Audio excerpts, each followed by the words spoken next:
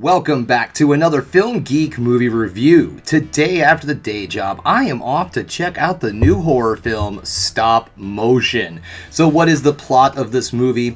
Well, after the death of her mother, an animator begins to have visions that her stop-motion puppets are coming to life. Now, whether or not this is really happening, or if it's just her mind playing tricks on her, is just, well, we'll just wait and see what happens. Now, this is kind of a trend I'm seeing in horror, which is fine. I don't have a problem. But as of lately, I've noticed, and this is with the second film, also a Shudder original, which, okay, whatever. Maybe I'm just putting things together.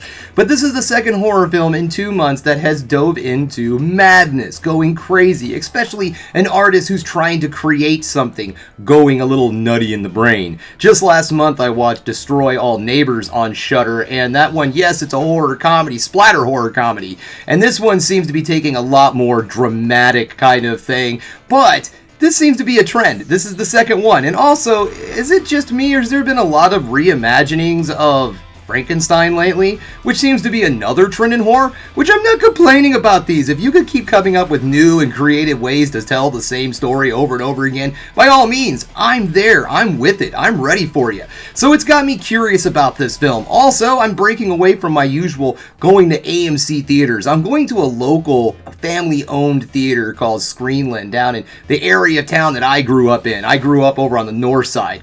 As I've said before, Kansas City is divided by the Missouri River. And there's south side, north side, east side, west side, blah, blah, blah. I live I live downtown now, but I grew up on the north side. So that's where we're headed to go check out this movie over to Screenlands in North Kansas City. Well, all right, guys, enough of me sitting here yammering. I am out the door to check out. Well, first I got to go to work, and then I'm off to check out Stopmotion.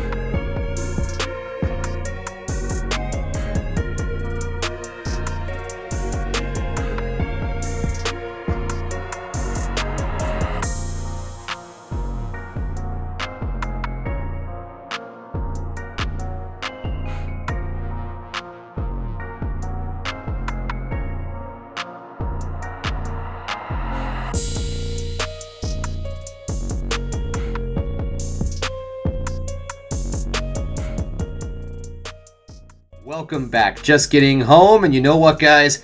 I really enjoyed this film. This movie was creepy, dark, atmospheric, and spooky, scary as hell. I had a great time. So let's get this started, shall we? Normally I have negatives, but I don't really have negatives on this film. It really impressed me. Now, this is a very slow burn type of film, so if you're someone who's not into a movie like that likes to take its time getting to its big finale, this is probably not the movie for you. If this is something that you don't mind taking the long way home, well, guess what? This is going to be right up your alley. And not that the film is long or has bad pacing. Slow burn doesn't necessarily mean it's boring and it takes forever to get where it's going. It just means that it's slower. It really tells the story and allows things to develop. There's a lot more dialogue and a lot more characterization. You see a lot more unfold in front of your eyes than you would if it was just moving along at a, crazy fast pace. This movie takes its time to deliver its story and its message.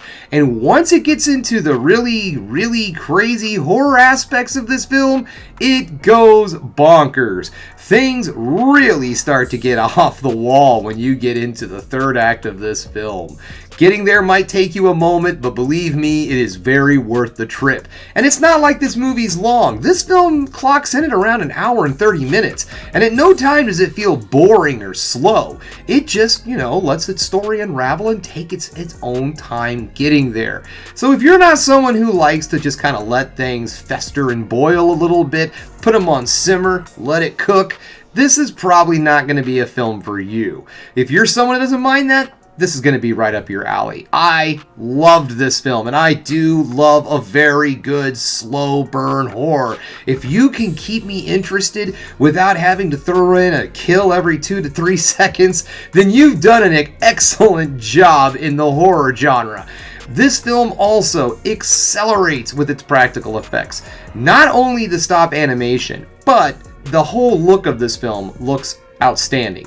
I feel like, I don't know if this is just my opinion, but the way this film was shot, it felt like an animated film, okay? It felt like a stop motion film. I don't know why. Maybe it was the camera angles they were using, the lighting, something. But the film felt like I was watching a stop animation film inside of a stop animation film.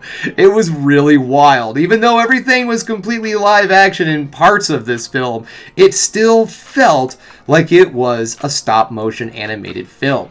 Now, the practical effects look so good. The gore in this film, yes, there is some definite gore in this film, and it looks outstanding. It is very grounded in reality, real. There is some extremely cringy, just nail-biting moments of gore in this film where you can feel what's going on. The sound design in this movie is also off the chain. There are moments in this film where you swear to God you're seeing blood splatter and things go everywhere, but you're not. You just hear it. There's also other neat little tidbits of sound throughout the film that gives you little hints of what might be going on in the main character's mind. This is a movie that if you have the opportunity to see it in theaters with a very good sound system, I highly recommend that. Because of the sound design, and I also feel that it gives clues to what's going on by just pay attention to the what's happening with the sound, you might get a little hint. So maybe if you don't have like the big sound system at home or something, really clear, get this to the theater. Get out to the theater to check this one out. Or if you can't, if you have to watch it on Shudder when it comes out, then I don't know, put on some headphones maybe. Because believe me, the sound design really needs to stand out for this movie. It works. So practical effects are on point. The movie itself is extremely well crafted and well made. I brought up the camera angles and how it's shot and all. This is a very just well made, put together film. And Robert Morgan, director of this film, this is his first feature-length film that he's ever done. And he does have some short films, some short animated films underneath his belt, but this is his first feature-length film. And wow, guys, get out there and check this movie out if it's in your area. If not, I believe, don't hold me to this, you might have to Google it yourself, but I believe it's coming to Shudder May 1st. So if you are a Shudder subscriber, look for this May 1st, May-ish, whatever, and yeah, give it a watch, because it is definitely worth your time. Alright guys, well that's all I have for you today. Thanks again for checking out the Film Geek. If you liked what you saw here today, go ahead and subscribe to the channel, ring that bell for notifications, and give me the old thumbs up so I know you like what you're seeing. And if there's one more thing you can do, folks, that is keep watching movies. You know I'm gonna.